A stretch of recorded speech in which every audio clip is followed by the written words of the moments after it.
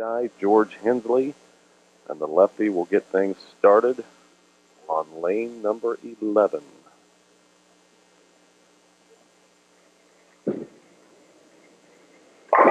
He crosses over but gets them all. The ultimate pull, the ultimate good break to start a match out with. But it's nice to get a good break, but it sure doesn't do much for your confidence. Seems like our bowlers in the first two games, Wayne Sherman, Doug Wilson, both have a little less hook than what you get out of the big benders. I think our lefty's going to show us that big old bender this game. Lefty's got to control that big old bender too, George.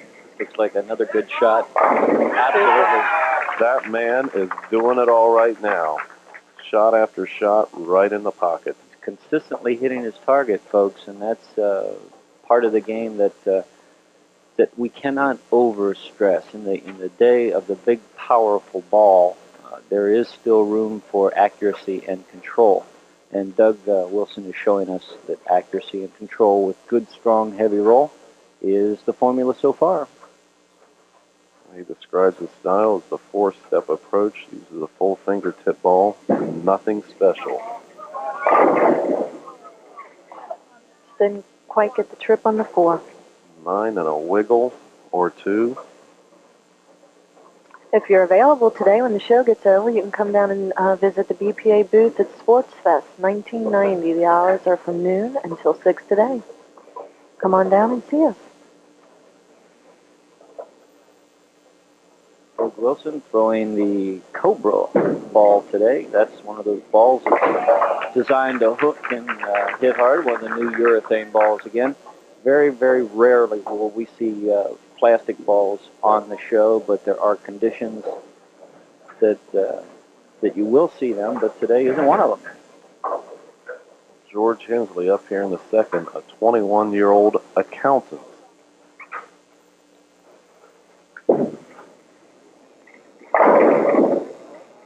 Boy, he really turns up all nice. Puts his whole body into it, and we'll take a look at the release at the point right here. He puts his whole body into it. Like I said, a small guy going for maximum turn, maximum revolution, and he gets it. Good position at the foul line.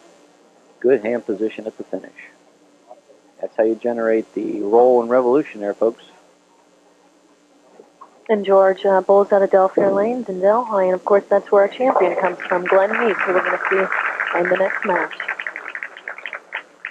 So George covers the spare here in the second frame. So we are dead even through 2. And I'm sure he would like to meet his compatriot from Delfair Lanes. Our champion in the warm-ups is looking as strong as ever. He told me before the matches today he's ready to bowl. Not necessarily meaning he's going to bowl well, but his attitude is up, and from what I'm looking at in practice here. And Glenn was high yesterday at Pinhouse.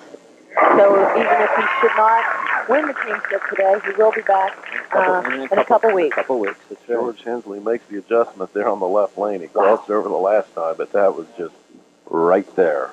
We got a crossover. We got a little tight shot on the right lane, and then fire for effect. Doug Wilson now up on lane number 12 here in the third frame. Got it in a little bit. Got it in a little bit inside of his target. We were talking about the consistency there, and that ball he did pull, and it did not hold, and actually quite fortunate to only have one pin to shoot at. Yeah, that could have been real danger. Of course, I guess that evens him up for the first shot he threw today, which was in the pocket, and left him a little split.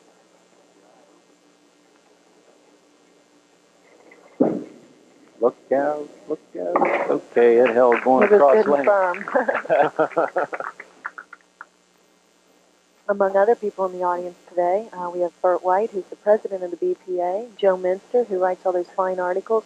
By the way, I'd like to invite Terry Flynn of the Enquirer to come down and see our show someday and check it out. He's been doing some good jobs also by writing frog bowling. Watch the eyes here, George. Checks out the pins, checks out his target, lowers his eyes to watch his target, and makes a good shot. Excellent shot. Again, cold, And absolutely perfect. Watch it on the replay. The 6-pin, second one from the right-hand side of your screen, does not do its job. Right there, it's supposed to take it out, but wraps right around the belly of the 10. He'll be shooting cross lane for a spare after throwing a great first shot. No problem with that one. Well, he's really making the spares great.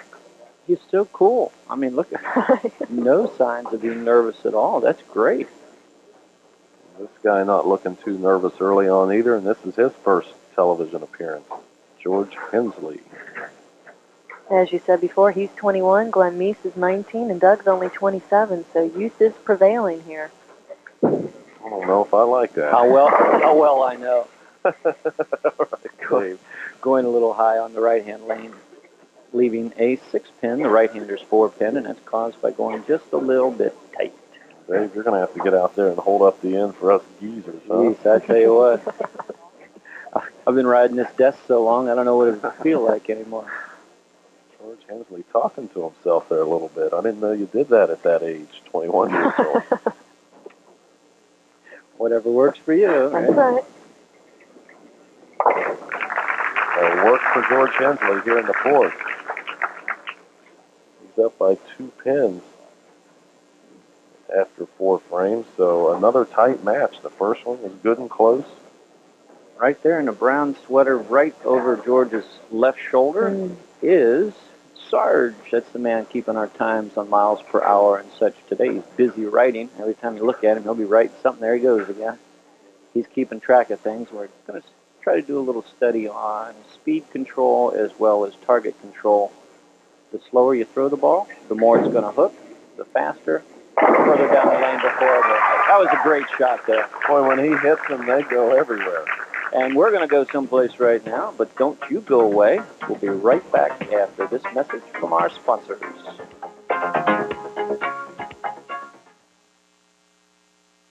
2 weeks ago, during our untelevised Youth King of Bowling, Keith Ivey shot a .671 scratch at Gilmore Lanes to become our Youth Bowler of the Week. Pepsi, the choice of a new generation, salutes Keith Ivey. We've got another tight one working here. Competitor with a strikeout, and he answers with a strike of his own. He certainly does, so that keeps us right at even pace. Wilson still trailing by just 2 pins. What's the sheet say for Doug? What's he do for a living there, Jeff? He's a head grocery clerk at the Marsh Supermarket in Forest Park. Tell you what, this guy could be an Iceman. Really? Well, maybe we'll end up back there in the frozen food department. No, that's not quite what I meant, George. Gee. 9 count. Oh, boy. Great shot on the left lane. Let's take a look at it. A little more speed, trying to keep the ball in the plane area that he wants, right over his target. 6-pin again, second one from the right-hand side. Boom, wraps right around the belly. Bad break for Doug Wilson. Great shot. Speaking of the grocery mart, you can go and pick up those fine Partridge products there, and they also have a deal going where you can get a free game of bowling. Whoa, Doug made it close. He knows it. But it still counts. So that'll bring up George Hensley in the 6th frame. Is that rosin, Dave, that George is applying to? Yeah, a little bit of powder used to give you a better feel on the ball. Now, if you do this, if you happen to tap it on your thumb hole, you have to do what George does, and that's wipe it off. You're allowed to have no foreign substances on the outside of the ball. As well as you're not allowed to buff up the ball in any way after play. Great shot. Commercial break did not bother his tempo at all. If anything, it might have helped him. That was a super shot. That puts him 12 pins into the lead here after 6 frames, but as we all know, those can be made up or lost in a hurry. Just 21 years old, but looking like an old pro here in his first television appearance. 12 pins, as you say. He can increase it to 22 right here. or you can give it all back with one mistake. Stupid. Well, Harsh. No. That wasn't me. I was. For you people at home, you can see called himself stupid. Oh, he did. Okay. He made a mistake. No.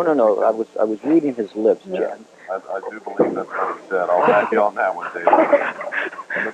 I've been accused of being pretty brutal when somebody throws a bad shot. Brutal. But no, I don't call anybody stupid. So the open frame for George Hensley here in the 7th opens the door wide open George, with a man coming up, Doug Wilson. You mentioned it before about people talking to themselves. This man does not. A lot of bowlers are very animated, and they do talk to themselves, and that's what it was, I swear. Oh. Great mixing shot for Mr. Wilson. Take a look at it here. Even though the 7-pin is going to wind standing up, it's going to be standing up in the gutters, so it doesn't count. Watch this. Good mixing shot. There's the head pin going to the wall, mixing. Everything rolls into the 7. Now watch this. That's amazing. It's off the lane surface, so it is considered out of play and therefore down. Doug Wilson right back in it. He can go into the lead here. He's no stranger to Gilmore Lanes. Bowls here on Tuesday nights. Carries a 208 average.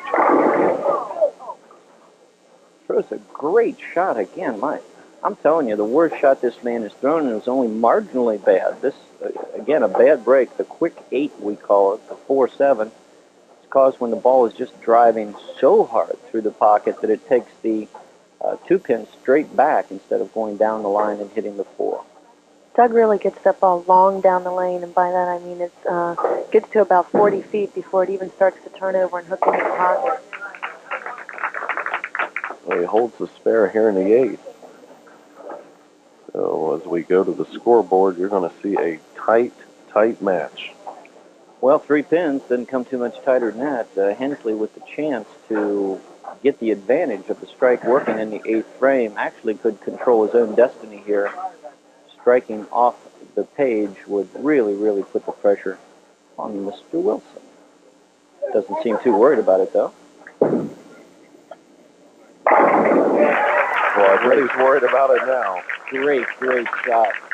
Take a look at this one on the replay. The last pin you're going to see standing is the 8th pin. Second one from the left on the back row. Now watch this ball. Just clips it out on the end. Super shot. Well, if Hensley strikes out, he can end up with a 225. Compared to Wilson's 218, if he goes all the way out. Correctamundo. Hensley up on lane number 11. Got away with a high one, all right. In the critical 9th frame, that's where you want your break, and he used it perfectly. Both players, serious bid to go to the 3rd and final match to meet Glenn Meese.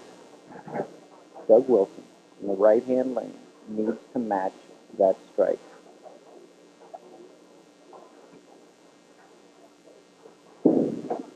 Got it in.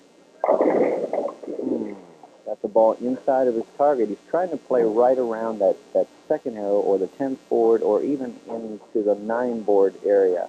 That ball, as you can clearly see, was over 11 and it did not hold. Went a little high for him. Thus, he has his work cut out for him now. He now only has the potential for a 206 game if he should go all the way out in the 10th. George still can get to 235 if he strikes out. Doug's going to take her into the 10th and try to put a little bit of pressure on George Hensley.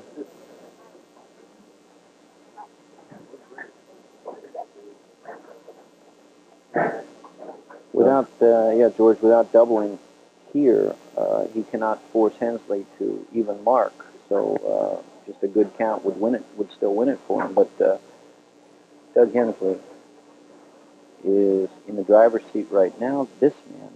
Doug Wilson needs this shot. Look out. Oh, wow. The same identical shot, the quick 8 again. Doug is not getting the breaks. Let's watch it here. You're going to see a messenger pin go to the wall and go right between the 4 and the 7. The head pin goes back, pushes the 2 to the wall, and look at it work its way through there. Incredible. Not a lot of room there. Less than you can even imagine.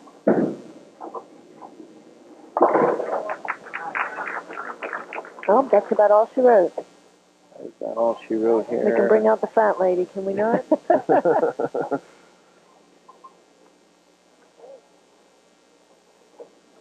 Doug can finish out with a 194 now.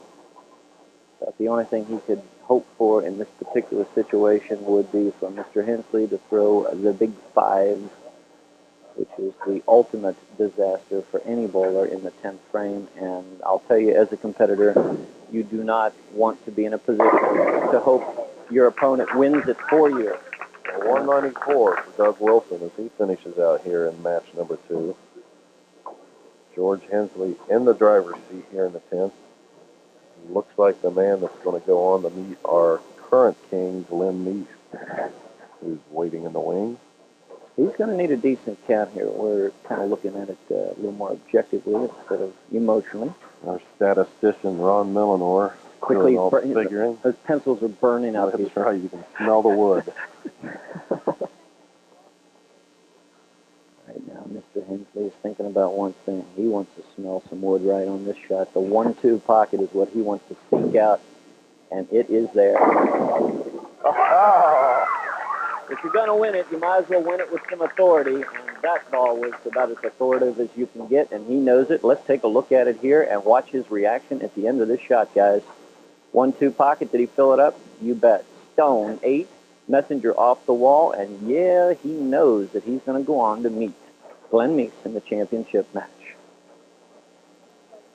George still working on that 225 pace. Once again, Pin House today. Qualifying's going on, so if you are saying to yourself, I'd like to do this, head on out there. And you could be eligible to make it to our telecast. He's going to go on to meet his compatriot. There he is, Glenn Meese, our champion of last week. Got the batting glove on, just waiting for his chance to get up to the plate, George. Yeah, the batting glove. Explain that one to me. Tells me it gives him a better feel with the ball in his hand. He's a big player on feel, and the equipment has to be just right, and everything else has to be just right. And it was just right for Mr. Hensley, finishing out with a 225 to a 194. He is going to go on to game number 3 to meet Glenn Meese. Stay right there.